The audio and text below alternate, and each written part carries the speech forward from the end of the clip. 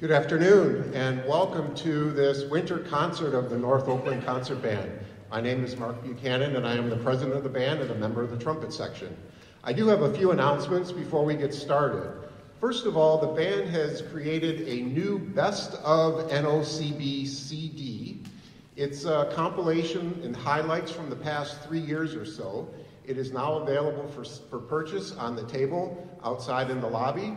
And we are now offering an option to do a digital download. If you give us your email address, we will send you a link and you can download those files right to your smartphone. So you can also place an order if you'd like to order a CD of today's concert. And then also on the table is our donation basket. Your generous donations help make these concerts possible, and we thank you for your continued support of the band.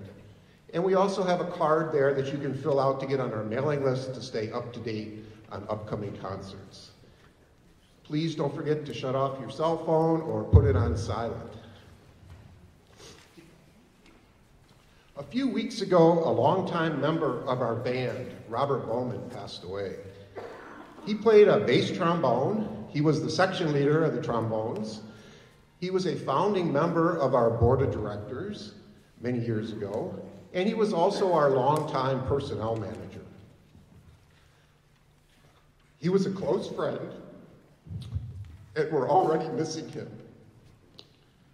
Today, we dedicate this concert to his memory. His chair is empty and in its usual place, and it's in his honor that we leave it empty today. Thank you. And let's get started. Our stage and screen themed concert will begin with the title music from the movie Lawrence of Arabia. Please welcome our conductor, Annette Klein.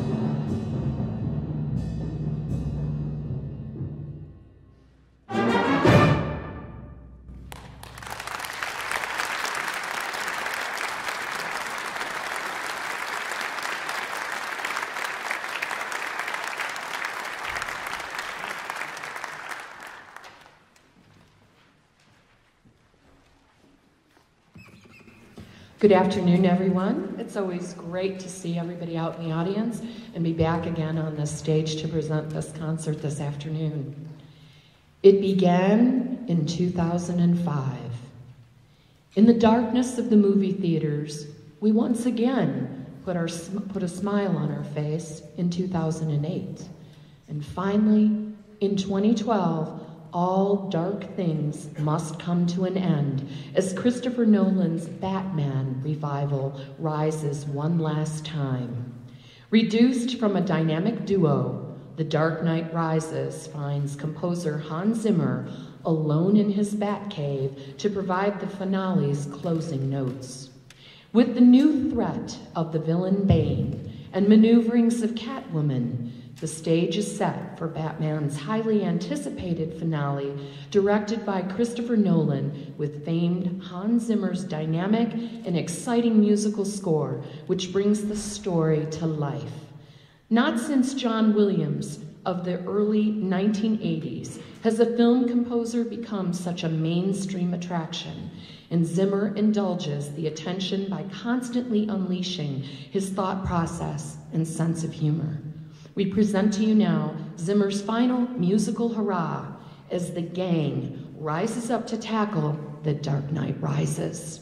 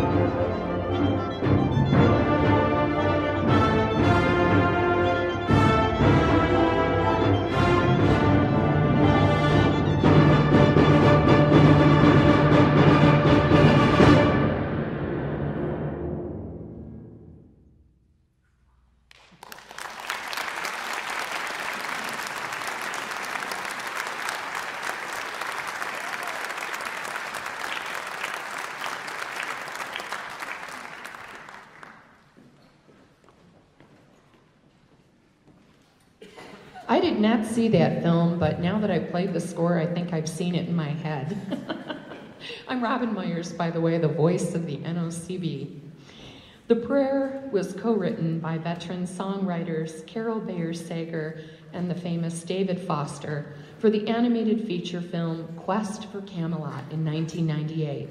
And although the film didn't do too well with either critics or audiences, this Oscar-nominated song fared much better, earning the 1999 Golden Globe Award for Best Original Song Used in a Motion Picture.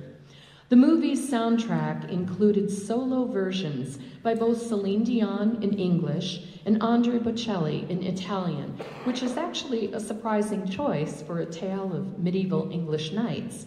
And the singers soon after collaborated on a Grammy-nominated bilingual duet that made it into the contemporary adult music charts in the US and Canada. In any language, and very pertinent to the world we live in today, the prayer is a moving plea for guidance and safe passage and for a nonviolent world of peace and brotherhood.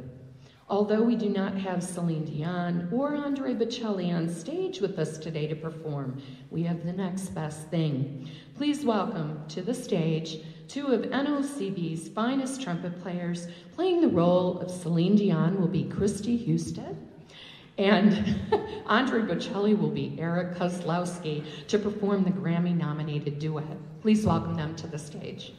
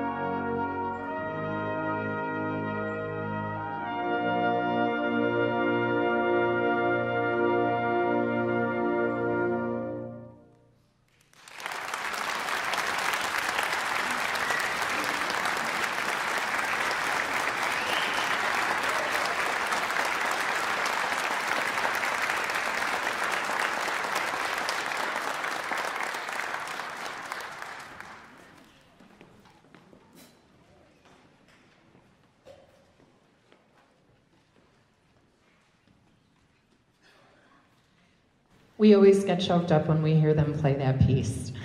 Thank you so much. You both are fantastic additions to our brass section. Not to be confused with the film score, the Lord of the Rings Symphony was written between 1984 and 1987 by the Dutch composer Johan de Meij.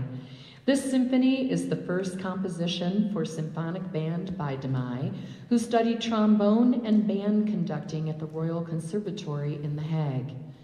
Johan de Meij's first symphony, The Lord of the Rings, is based on the trilogy of the same name by J.R. Tolkien. This book has fascinated many millions of readers since its publication in 1955. The symphony consists of 5 separate movements, each illustrating a personage or an important episode from the book. We present to you today the 4th movement, which describes the laborious journey of the Fellowship of the Ring, headed by the wizard Gandalf through the dark tunnels of the mines of Moria. The slow walking cadenza and the fear are clearly audible in the monotonous rhythm of the low brass, piano, and percussion. After a wild pursuit by hostile creatures, the orcs, Gandalf is engaged in a battle with a horrible monster, the Balrog, and crashes from the subterranean bridge of Khazad-dûm in a fathomless abyss. To the melancholy tones of a funeral march, the bewildered companions trudge on, looking for the only way out of the mines, the east gate of Moria. Get prepared as we take you on the journey in the dark.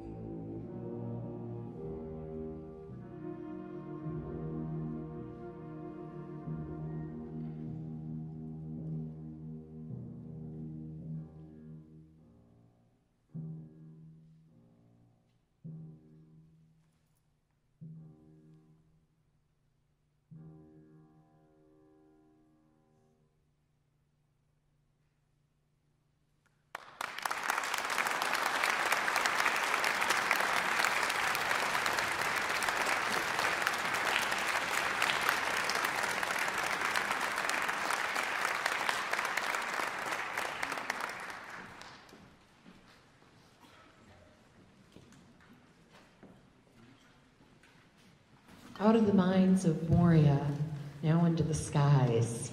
The long-awaited piece I know one person in the audience has been waiting to hear for the whole season. When the American Film Institute released their top listing of the top 25 film scores of all time in 2005, it included the titles of Out of Africa, Sunset Boulevard, Ben-Hur, Psycho, The Godfather, and Gone with the Wind. John Williams was responsible for 3 of those 25 selections, and at the very top was his unforgettable score to the original Star Wars movie. On the heels of his work in the 1970s with Spielberg, Williams signed on in 1977 to score a new space western written and directed by George Lucas. At that time, no one could have predicted the global popularity of these films and its successive chapters, nor could Williams have imagined the impact that his music for these movies would have in the world of film and well beyond. Williams has scored dozens of themes for the 7 films in the series, many of which have achieved worldwide recognition on a scale equal to some of the most popular classical music in history. As old and new characters come together in Star Wars Episode 7, The Force Awakens, Williams' score artfully weaves together familiar music from the original films with brand new themes and brilliantly highlights pivotal actions and relationships. Scherzo for X-Wings accompanies a furious battle scene featuring the iconic aerial fighters of both the Resistance and the First Order. You will hear the Star Wars theme prevalent throughout the piece, and the Force theme is heard at the end, which ties in the fact that this mystic power surrounds everything. Fasten your seatbelts as we present the music of adventure, danger, and drama on the silver screen, Scherzo for X-Wings.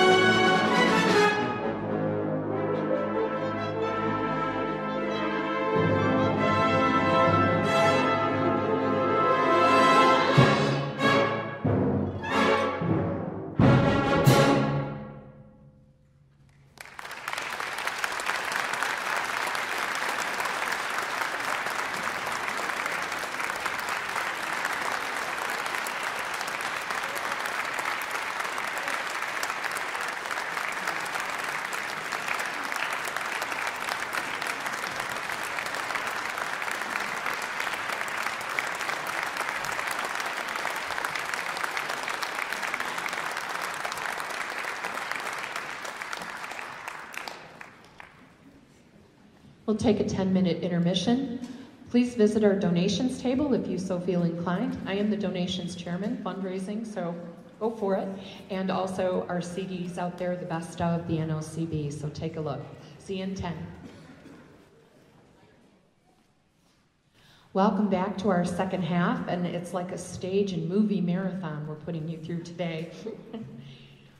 Why do you kids live like there's a war on? Ah, a famous line from the iconic West Side Story.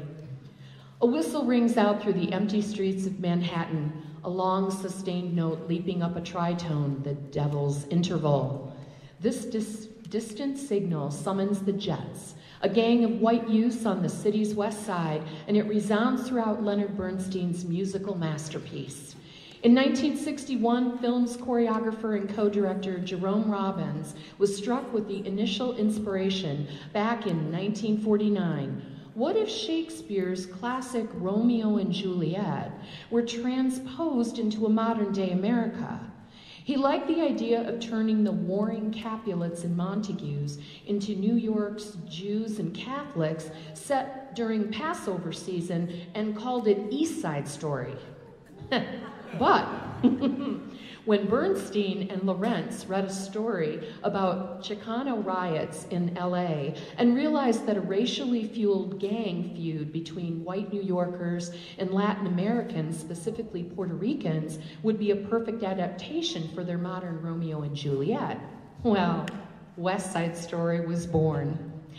The resulting musical, brimming with a talented young cast and Bernstein's instant classic songs with lyrics by a tenderfoot named Stephen Sondheim and electrified by Robbins' street ballet choreography, conquered Broadway and then the Globe, earning 6 Tony nominations and a place in the pantheon of American musical theater.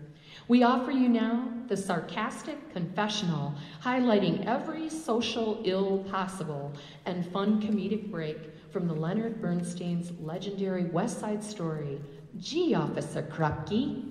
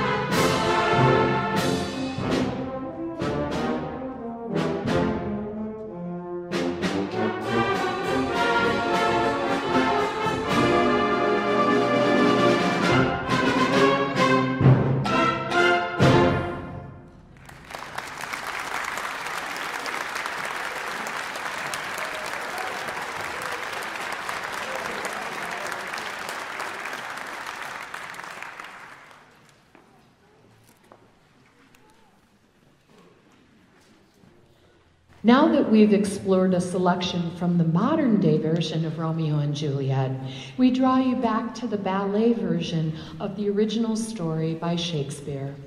Prokofiev's Romeo and Juliet saw its Russian premiere in the Kirov Theater on January 11, 1940. The production was fraught with difficulty, just like the story. Prokofiev and the choreographer Leonid Lavrovsky were at constant odds with each other, and the dancers complained that they didn't understand how to dance to Prokofiev's music. Lavrovsky, without Prokofiev's permission or knowledge, added music to the ballet and reorchestrated some of the sections so that the dancers could more easily hear their cues. Despite these issues, the performance was both a commercial and critical success. The Bolshoi programmed the work in 1946, and it remained one of the most popular ballets in the repertoire and one of Prokofiev's most enduring successes. Chicago was the first American city to hear the music from Romeo and Juliet, following recent performances in Moscow and Paris. And you will not be the last to hear it, as the NOCB presents the highs and lows and the struggles between the Montagues and the Capulets and the touching romance between the young lovers. We ask that you please hold your applause until the conclusion of the 6 movements. We bring to you now Prokofiev's suite of Romeo and Juliet.